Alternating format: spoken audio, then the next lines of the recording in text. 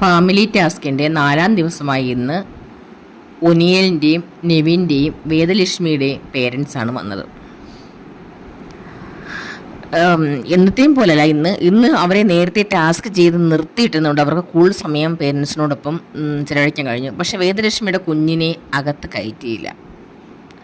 അതിൻ്റെ കാരണം പറയുന്നത് ഹസ്ബൻഡിന് ഒരുപക്ഷെ ഇങ്ങനെ പബ്ലിക്കായി കൂട്ടിക്കൊണ്ടത് ഇഷ്ടമല്ലാത്തത് കൊണ്ടാണെന്ന് അങ്ങനെ ഒരു സംസാരം വന്നു. പക്ഷേ ഹസ്ബൻഡ് ലൈവായി വന്ന് പറഞ്ഞു, ഞാൻ UK യിലാണ്, അല്ലെങ്കിൽ ഞാൻ വന്നേനെ, എനിക്ക് വരാൻ കഴിഞ്ഞില്ല, എൻ്റെ കുഞ്ഞിനെ കൊണ്ടുവന്ന് എൻ്റെ പെർമിഷനോട് കൂടി തന്നെയാണ്, കാണിക്കാതിരുന്നത് ഞാൻ കാരണമല്ല എന്ന് പുള്ളി പറയുന്നുണ്ട്. അനു ഇരുന്ന് നെവിനെ കുറേ ഉപദേശിക്കുന്നത് കണ്ട്.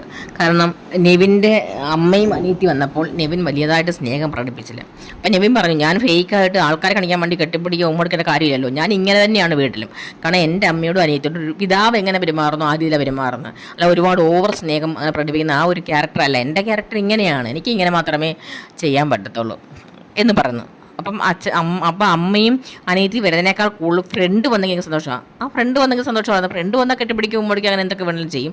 പക്ഷേ അമ്മയോടും അനിയത്തിനോടുള്ള സ്നേഹം വേറെയാണ്.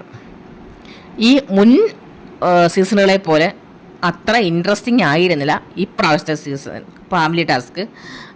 പിന്നെ എങ്ങനെയൊക്കെ അങ്ങ് പോയി, എല്ലാവരും കഴിക്കാനുള്ള ഫുഡൊക്കെ കെട്ടി 3-4 ദിവസം അങ്ങനെയൊക്കെ അങ്ങ് പോയി.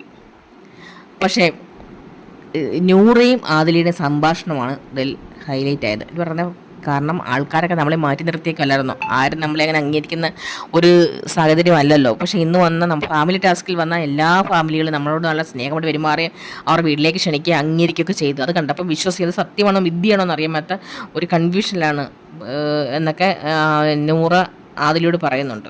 നന്ദി, നമസ്കാരം. എല്ലാവരും ലൈക്ക്, ഷെയർ ആൻഡ്